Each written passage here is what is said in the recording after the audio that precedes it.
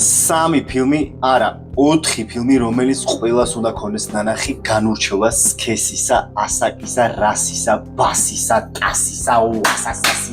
არ მაინტერესებს. პირველი არის Ghost Writer, რომან პოლანსკის ერთ-ერთი საუკეთესო ნამუშევარი. ვინ არიან Ghost Writer-ები? მწერლები, რომლებიც ეხმარებიან ყოფილ პოლიტიკოსებს დააწერილონ მემუარები. ამ შემთხვევაში Ghost Writer-ი არის ევან მაკგრეგორი, ხოლო ყოფილი ბრიტანეთის პრემიერ-მინისტრი კი პირს ბროსნანი. ძალიან საინტერესო თრილერი და დეტექტივიც. მეორე არის 25 საათი, Spike Lee-ის ერთ-ერთი საუკეთესო ნამუშევარი. Edward Norton-ი თამაშობს მთავარ როლში და მეორე ხარისხოვან როლებს კიდევ უფრო მაგარი მსახიობები განასახიერებენ, ისეთი როგორიც არის Philip Seymour Hoffman-ი და Rosario Dawson-ი.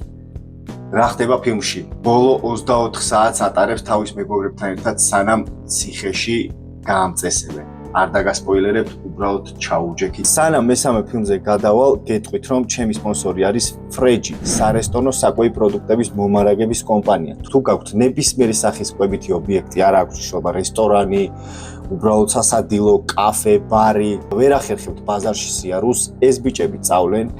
ყველაფერი ზეპირადიციან, უკვე 3 წელია ამ საქმეს აკეთებენ და მოგიტანენ წუთი-წუთზე და შეგიძლიათ საათი გაასწოროთ, ისეთი სიზუსტით მოაქვთ ყველაფერი.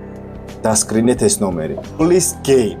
Jessica Chastain-ი ამ ფილმით დავამოღამე, რომ ძალიან მაღალი დონის მსახიობია. ნამდვილ ამბავზეა ადამიანზე, რომელმაც წისქვეშა კაზინოები გახსნა ამერიკაში. და არ მინდა რომ ზედმეტი სპოილერები მომივიდეს, ერთი გეტყვით, რომ მის იურის განასახიერებს Idris Elba. საინტერესო და სამოტივაციო ფილმი. და ბოლოს, ნოლანის ერთ-ერთი ყველაზე დაუფასებელი შედევრი, სადაც მოგეხსენებათ ჩემი საყვარელი მსახიობი კრისტიან ბელი თამაშობს Hugh Jackman-თან ერთად, Scarlett Johansson-თან ერთად და Michael Caine. ეს არის ფილმი ილუზიონისტებზე და კიდე ერთი საინტერესო ფაქტი არის ნიკოლა ტესლას განასახიერებს David Bowie.